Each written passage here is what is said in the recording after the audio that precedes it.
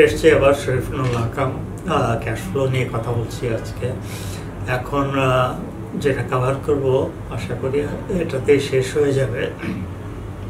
প্রথম ডিসকাশনটা হবে ডিপ্রিসিয়েশনের উপরে, তারপরে আমরা টার্মিনাল ইয়ার ক্যাশ ফ্লো নিয়ে কথা বলবো এবং শেষে টার্মিনাল ভ্যালু নিয়ে কথা বলবো। তো ডিপ্রিসিয়েশনের অনেকগুলো মেথড আছে, কিন্তু আপনার ডিপ্রিসিয়েশনটা এই ক্যাপিটাল বাজেটিংয়ে এই জায়গাটা এসে কাজে লাগে। আমরা আগের কতগুলো ইসে চলে যাই, যখন এই যে স্যালভেজ ভ্যালুটা করি তখন আমার জানা দরকার যে সেই সময় বুক ভ্যালু কত। সেটা নির্ভর করবে আপনাদের ডিপ্রিসিয়েশন পলিসির উপরে এবং এক এক মেশিনে এক একভাবে ডিপ্রিসিয়েশন করা হতে পারে। আমরা প্রথমে যেটা করব সেটাকে বলি স্ট্রেট লাইন ডিপ্রিসিয়েশন।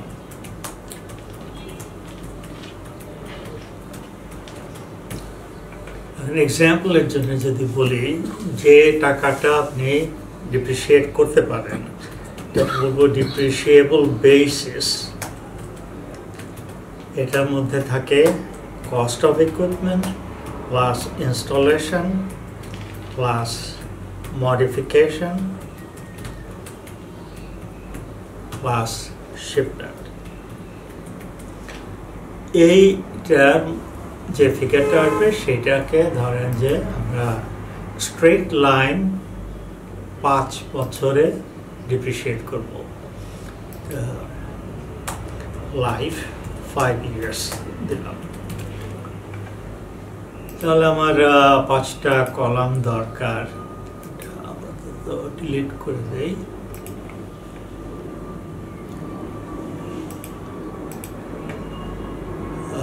এখানে যদি লিখি 1 to 5 বছর, শুরু করব আপনার বিগিনিং ব্যালেন্স দিয়ে। বিগিনিং ব্যালেন্স যেটা হবে আপনার, সেটা এই ডিপ্রিসিয়েবল বেসিস। ধরেন যে আমরা একটা নাম্বার এখানে দিলাম যে এটার দাম 40 লক্ষ টাকা। তাহলে প্রত্যেক বছরে আমি কত করে ডিপ্রিসিয়েশন চার্জ করব এবং প্রত্যেক বছরের শেষে বা শুরুতে এর বুক ভ্যালু কত। আমরা শুরু করছি 40 লক্ষ দিয়ে।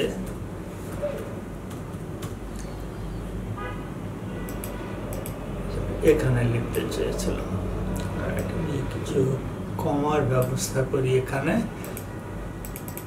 আচ্ছা, এখন এই ক্ষেত্রে স্ট্রেট লাইনের ক্ষেত্রে আপনার প্রত্যেক বছরের ডিপ্রিসিয়েশন হবে ডিপ্রিসিয়েবল বেসিসের 1/5, মানে 20%, 1/5। তাহলে নাম্বারটা দাঁড়াবে যে আপনার ইকুয়াল টু 0.2 টাইমস এই ফিগারটা।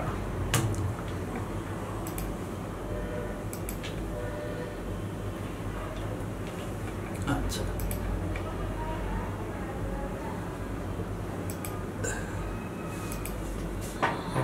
গন্ডগোল হয়ে গেল এখানে।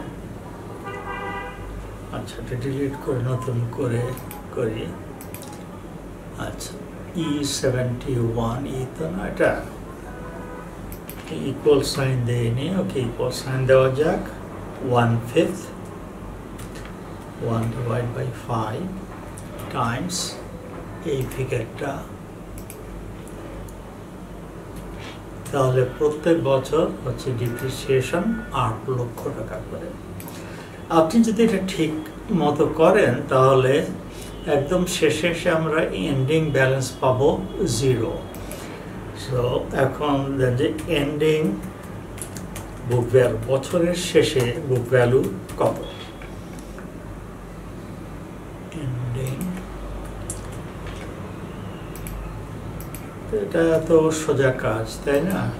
This minus this. এখন আমাকে এটা পরের বছরের শুরুতে বিগিনিং ব্যালেন্স হিসাবে দেখাবো। এখন এই কাজটা করলেই হবে। এখানে সে জিরোতে শেষ হয়েছে, তাহলে অ্যাটলিস্ট একটা ইন্ডিকেশন যে আমরা ঠিকমতো ডিপ্রিসিয়েশন ক্যালকুলেট করেছি। এখন আমরা যখন আগের এক্সাম্পলে যখন বলেছিলাম ইনিশিয়াল আউটফ্লো রিপ্লেসমেন্ট প্রজেক্ট, তখন পুরনো মেশিনটা কত দামে বিক্রি করা হলো।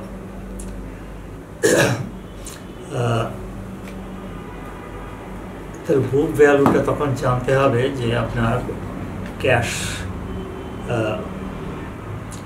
ক্যাপিটাল গেইন হয়েছে কি না সেটা জানার জন্য। কেমন এখানে এসে জিরো হবে। এখন প্রজেক্টটা যদি অন্য একটা মেথডে আমরা ডিপ্রিসিয়েশন ক্যালকুলেট করি, তখন কিন্তু ঠিক এক্স্যাক্টলি এইভাবে করতে পারবো না। এটার নাম দিয়েছি স্ট্রেট লাইন ডিপ্রিসিয়েশন 5 years। এখন আমরা যদি অন্য মেথডটা ইউজ করি, ধরেন এটার নাম দেব স্ট্রেট লাইন না বলে declining balance depreciation. Declining balance অনেকে আমাদের দেশে রিডিউসিং ব্যালেন্স মেথড বলে। এইখানে যে জিনিসটা হচ্ছে যে একটু ক্লিয়ার করা দরকার যে ডিক্লাইনিং ব্যালেন্স যখন আপনি করবেন, স্ট্রেট লাইন ডিপ্রিসিয়েশন কি লিখেছি, ডিক্লাইনিং ব্যালেন্স লিখেছি। আচ্ছা, এটা প্রতি বছরের শুরুতে যে ফিগারটা আছে তার উপরে একটা সার্টেন পার্সেন্ট হতে পারে, আর একটা যেটা আছে যে আপনি একটা স্টেজে যে আপনি একটা স্ট্রেট লাইনে ট্রান্সফর্ম করবেন, পারপাসটা হচ্ছে যে শেষে যে যেন আপনি জিরো ব্যালেন্সে যেতে পারেন। কেমন কিন্তু বেসিক ডিক্লাইনিং ব্যালেন্সে গেলে আপনার জিরো এন্ডিং ব্যালেন্স হয় না, সেটা আসলে একটা প্রবলেম। তাহলে এটা কিভাবে করব? ডিক্লাইনিং ব্যালেন্সে আমার তখন লিখতে হবে 1/5, কারণ প্রত্যেক বছর 20% হওয়ার কথা। হয়তো আপনাকে নাম্বারটাও স্পেসিফাই করে দেবে যে আমরা প্রত্যেক বছর 25% করে ডিপ্রিসিয়েশন চার্জ করব বা 20% করে ডিপ্রিসিয়েশন চার্জ করব। তো এখানে আমার লিখতে হবে অফ বিগিনিং ব্যালেন্স। বিগিনিং মানে ইয়ার বিগিনিং ব্যালেন্স। তাহলে কীরকম দাঁড়ায় দেখেন যে আমরা এখন যেটা করছি এটা ফিক্স থাকছে না, আমরা করব টাইমস বিগিনিং ব্যালেন্স। এবার যদি আমি এভাবে টেনে নিয়ে যাই,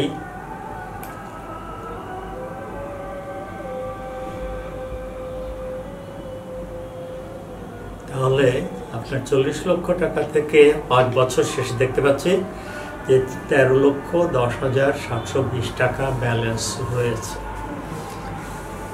আমরা যখন স্যালভেজ ভ্যালু করি, এখন যদি এর থেকে বেশিতে বিক্রি করতে পারি তাহলে তার উপরে ট্যাক্স দিতে হবে। এর থেকে কম টাকায় বিক্রি করতে পারলে আমাদের লস, সেটা আমরা ইউজ করব ট্যাক্স রিডাকশনের জন্য। অনেক সময় স্টুডেন্টরা প্রশ্ন করে যে যখন আমার নেই, প্রফিট নেই, তখন আমি কেমন করে সেটার উপরে ট্যাক্স হিসাব করব? অবশ্যই ট্যাক্স হিসাব করবেন। লসের উপরে লসটা ইউজ করে আপনি আপনার ট্যাক্সেবল ইনকাম কমাবেন এবং ট্যাক্স লায়াবিলিটিটা কমাবেন। আপনার বিজনেস নর্মালি একটা প্রোডাক্ট নিয়ে হয় না, অনেকগুলো প্রোডাক্ট। কোনো একটা প্রোডাক্টে আপনার যদি এখানে লস হয়, আপনি অন্য জায়গায় অফসেট করবেন। এটা পারফেক্টলি লিগাল যদি আপনার কোম্পানির হয়। এখন এইখানে সমস্যাটা একটু দেখেন যে বলছেন যে 5 বছরে এটা ফুলি ডিপ্রিসিয়েটেড হয়ে যাবে, কিন্তু হয়নি। তাহলে কি করবেন? আপনার তো এখানে জিরো বুক ভ্যালুতে যাওয়ার কথা। দুটো পথ আছে। একটা পথ তো আছে, কিছু করার দরকার নেই, আমরা জাস্ট এই ইকুয়েশনটাই ইউজ করব এখানে যেটা করেছিলাম, কপি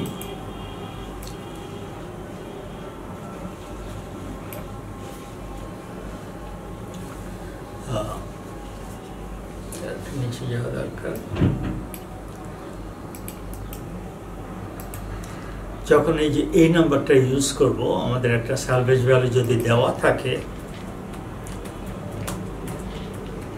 যে এটা বিক্রি হবে 8 লক্ষ টাকায়,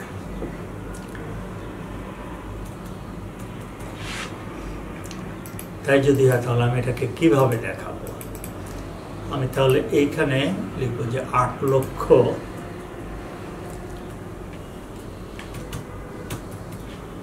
টাকা তো আসবে, তাই না? এটা ইনফ্লো, আর বিয়োগ দেবেন এখানে 1310720। এটা হবে আপনার ইকুয়েশন। তাহলে বিক্রি হয়ে গেলে পরে আর কোনো ব্যালেন্স থাকবে না। এখানে আপনি ট্যাক্সে কিছু অ্যামাউন্ট কমাতে পারবেন। আপনার সালভেজ ভ্যালু তখন হবে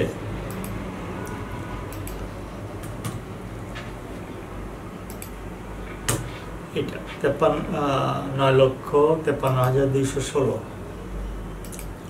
এটা ইনফ্লো, আপনি বিক্রি করে মোট এই টাকাটা পাবেন। এর মধ্যে 8 লক্ষ টাকা হচ্ছে মেশিন বিক্রি করা, আর বাকি টাকাটা হচ্ছে ট্যাক্স সেভিংস।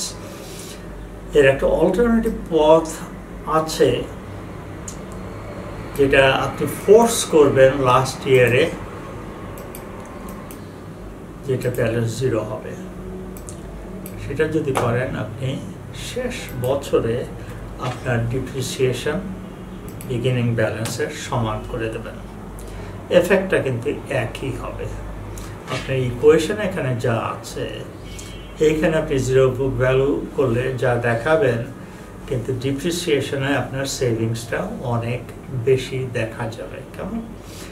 এটা একটা হচ্ছে যে declining balance method that does not end in 0 book value, আর একটা হচ্ছে declining depreciation method forcing to 0 book value. আর একটা ডিপ্রিসিয়েশন মেথডের কথা বলবো, যেটা বিভিন্ন দেশে ইনভেস্টমেন্ট এনকারেজ করার জন্য করা হয়, বলা হয় যে অ্যাক্সেলারেটেড কস্ট রিকভারি সিস্টেম। তাহলে সেটা কিভাবে হবে? কিপ ইন মাইন্ড যে আমাদের লক্ষ্যটা হচ্ছে অ্যাক্সেলারেটেড বলবো কস্ট রিকভারি সিস্টেম।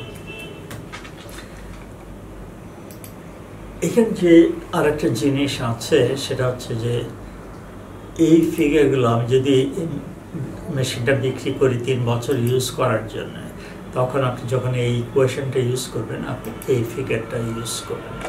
যদি মেশিনটা 2 বছর ইউজ করার পরে বিক্রি হয় তাহলে আপনি এখানে বুক ভ্যালুর জায়গায় এই নাম্বারটা ইউজ করবেন। অ্যাক্সেলারেটেড কস্ট রিকভারি সিস্টেম, আচ্ছা এটা না করে আমরা এটা করি, double declining balance. Double declining balance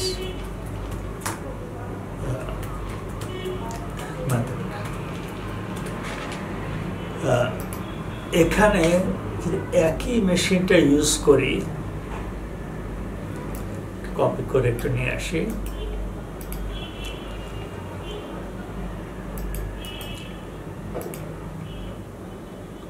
আমি এখন এটাকে লিখব ডাবল ডিক্লাইনিং ব্যালেন্স। আচ্ছা, তাহলে ডাবল ডিক্লাইনিং 5 বছরের হলে কি হবে? স্ট্রেট লাইন হচ্ছে 20%, ডাবল ডিক্লাইনিং হবে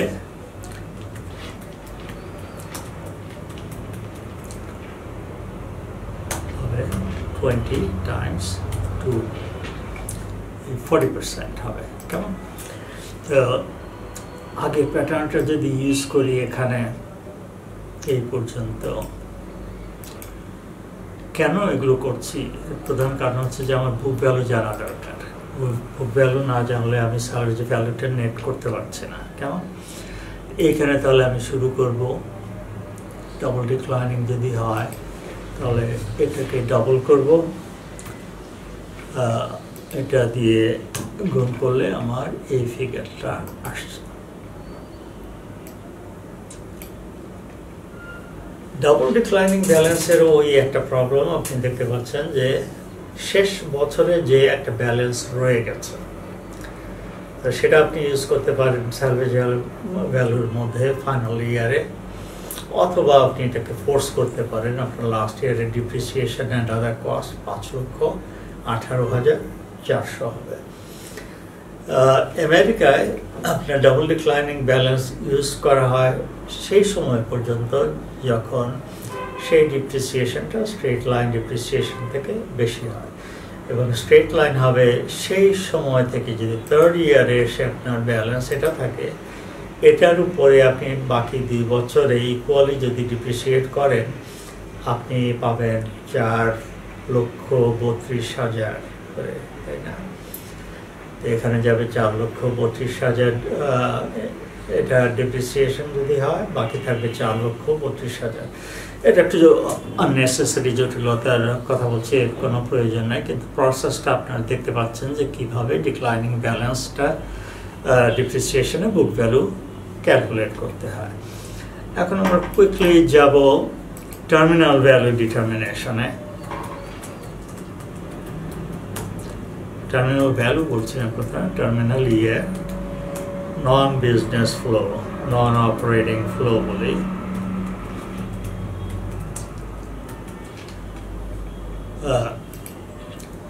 আমরা যখন ক্যাশ ফ্লো টেবিলটা করি, এখানে যেমন করেছিলাম,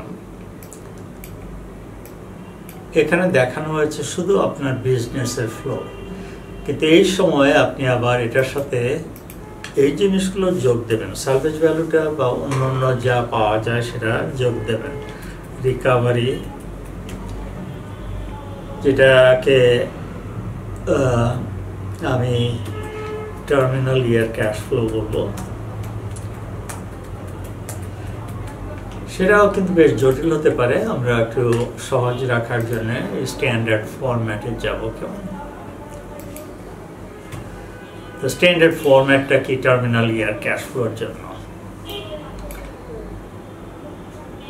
আপনি প্রথমে হচ্ছে যে 1 নম্বর যদি লিখি, এটা 1 নম্বর, এটা দেখি এক্সেল কি বানিয়ে দেয় কি জানি, বানিয়ে দিয়েছে, তাহলে এইভাবে করি। 1 নম্বর হচ্ছে আপনি স্যালভেজ ভ্যালু বের করবেন।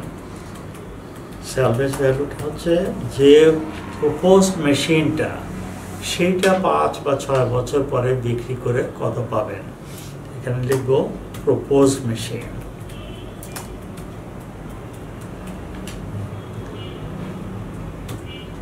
আর এটার ইকুয়েশন হবে salvage value minus salvage value minus book value times tax.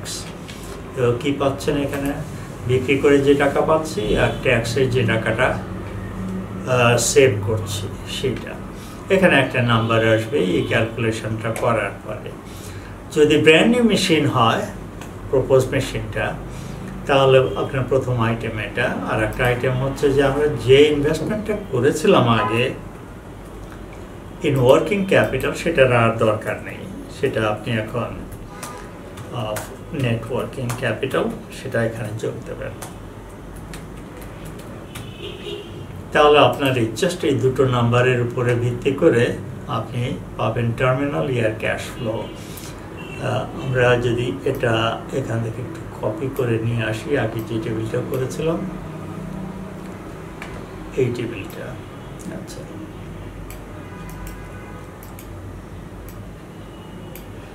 চিন্তা করে দেখেন যে যখন এক্সেল ছিল না তখন এই অ্যানালিসিসগুলো করতে কত মজা পাওয়ার ব্যাপার, তাই না? করতে করতে শেষ হয় না। তো যাই হোক, আমরা দেখলাম এতক্ষণ যে এই নাম্বারগুলো কিভাবে আসে। এটা অন্য নাম্বারগুলো তো হারিয়ে গেল কেন, সেহেতু এখন এই নাম্বারটা দিই। অলরাইট, এখন এইখানে এই ফিগারের সাথে এই ইকুয়েশনে যা আসে সেই অ্যামাউন্টটা যোগ দিতে হবে। তো আমি যদি নাম্বারে এইরকম দিই যে স্যালভেজ ভ্যালু হচ্ছে 2 লক্ষ টাকা, 2 লক্ষ টাকায় বিক্রি করতে পারবো, এতে এই অ্যামাউন্টে বিক্রি করলে কি আমার কোনো ক্যাপিটাল গেইন বা লস আছে? তো প্রথমে 2 লক্ষ লিখি। ধরেন যে বুক ভ্যালু আছে 1,08,000, তাহলে আপনার ক্যাপিটাল গেইন আছে, তাহলে তার উপরে ট্যাক্সটা বাদ দিতে হবে। তো ট্যাক্স ধরেন 25%। এই ফিগারটা হচ্ছে এক নম্বর ফিগার। আপনার দুটো ফিগার দরকার হয়, তার মধ্যে এটা হচ্ছে একটা, আর একটা হচ্ছে যে কত টাকা বলছে যে একটা টাইপও পেয়েছে। টাইপোটা কি একটু দেখি। এক্ষেত্রে 2 লক্ষ টাইমস 25, একটা ঠিকই তো আছে, হয়তো ঠিক করে দিয়েছে, কিন্তু আমি 2 লক্ষ লিখেছি, এখানে আছে 2 লক্ষ, এটা হচ্ছে 2 লক্ষ,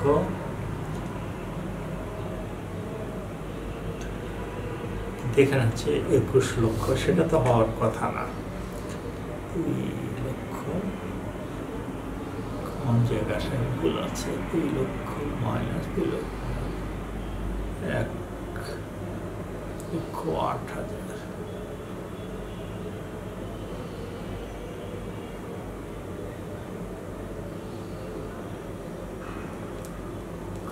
নেগেটিভ নাম্বার দেয়নি, তাহলে এটা হলো কেন? একে আরেকবার একটু হিসাব করে দেখি কোথায় ভুল করলাম। আমাদের ইকুয়েশনে আসবে 2 লক্ষ টাকা বিয়োগ 2 লক্ষ টাকা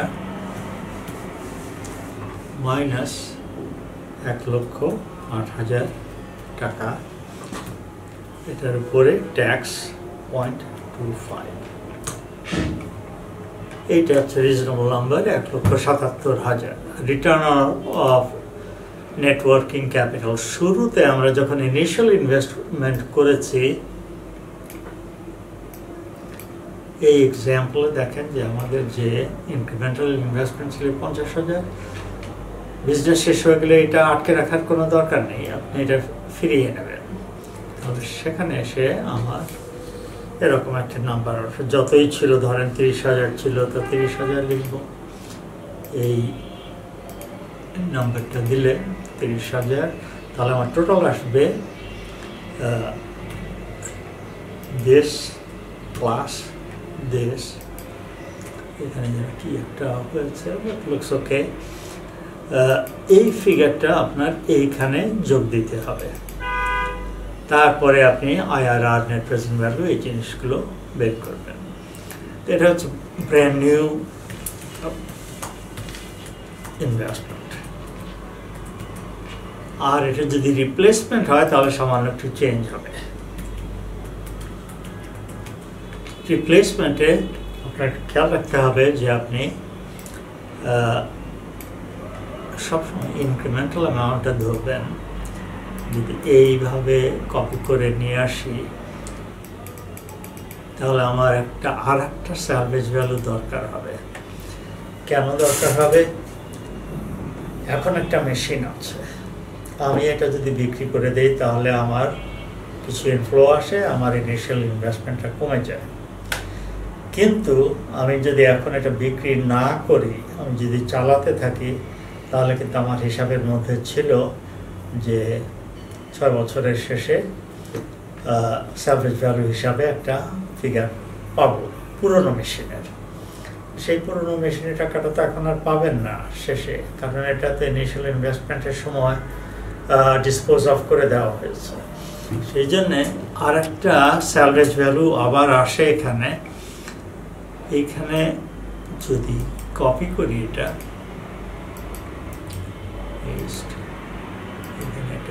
এখানে কেন আসছে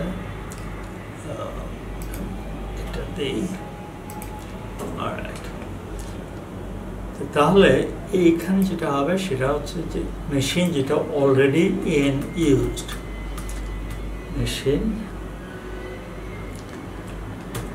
ইন ইউজ নাও, এখন যেটা আছে সেটা কেমন। নর্মালি এটা যদি ভুলেও যান খুব একটা ক্ষতি নেই, এটার নাম্বারটা খুব একটা বড় হওয়ার কথা না। আমরা এখন এটা বিক্রি করে দিচ্ছি, এখন যদি আমি আরও 5 বছর পরে বিক্রি করতে চাই তাহলে হয়তো কোনো সিগনিফিক্যান্ট কোনো অ্যামাউন্ট আসবে না।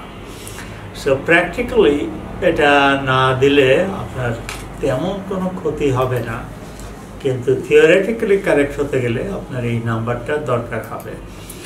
যে মেশিনটা আমি বলছি যে এখন ডিসপোজ অফ করে দেব, আমি যদি আরও একটু ওয়েট করি তাহলে আমি পাবো 10,000 টাকা মাইনাস, তাহলে 10,000 টাকা, এর বুক ভ্যালু খুব সম্ভব 0 টাইমস ট্যাক্স 0.25, কেমন। এইটা কিন্তু আপনার লস, এবং সেই জন্যে এটাকে পুরো জিনিসটা টোটালটা নর্মালি ইনফ্লো হবে।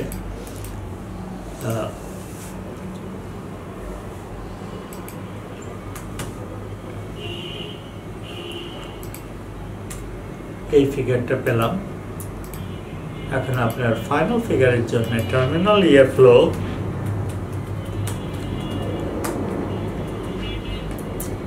হবে this plus this minus this। এই ফিগারটা আসলে ফাইনাল ইয়ার ক্যাশ ফ্লোর সাথে যোগ হবে। আর ছোট্ট একটা পার্ট বাকি আছে, টার্মিনাল ভ্যালু। এটা অ্যাপ্লিকেবল কেবলমাত্র ফর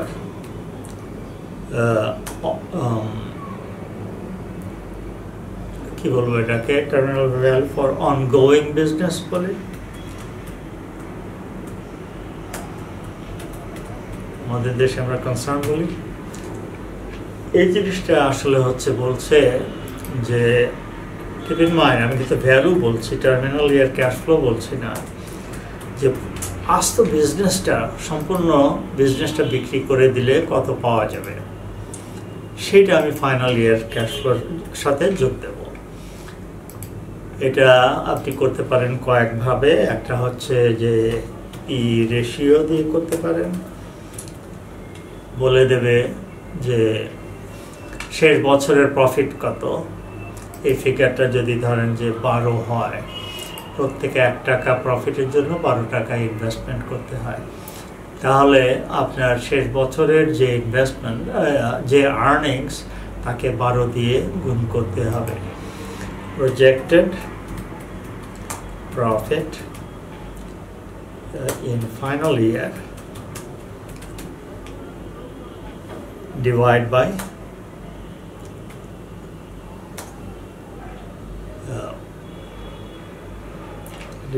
তো না, সেটাকে গুণ করতে হবে 12 দিয়ে। এইটা হবে আপনার টার্মিনাল ভ্যালু। এটা হচ্ছে পি রেশিও বেসড। আর একটা হচ্ছে যে ক্যাশ ফ্লো বেসড।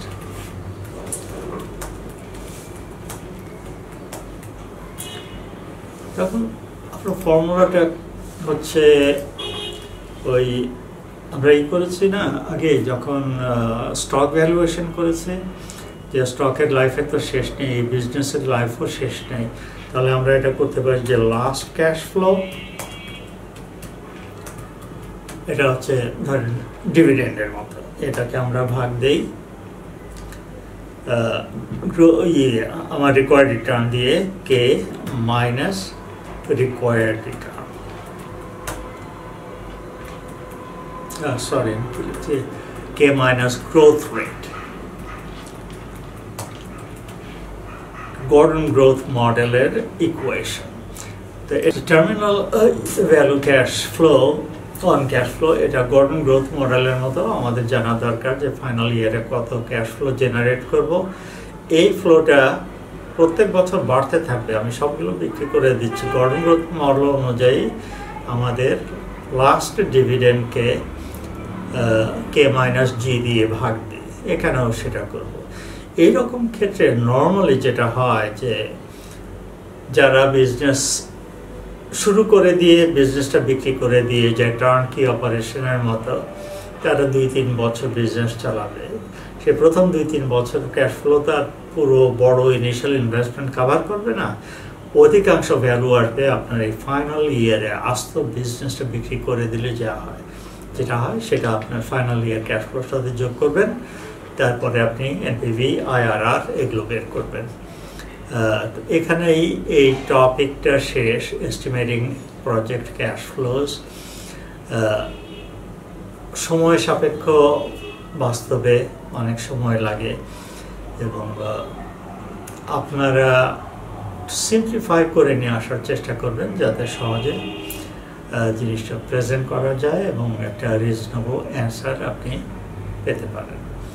ধন্যবাদ আমার সাথে থাকার জন্য। আজকে এই টপিকটা এখানেই শেষ করছি।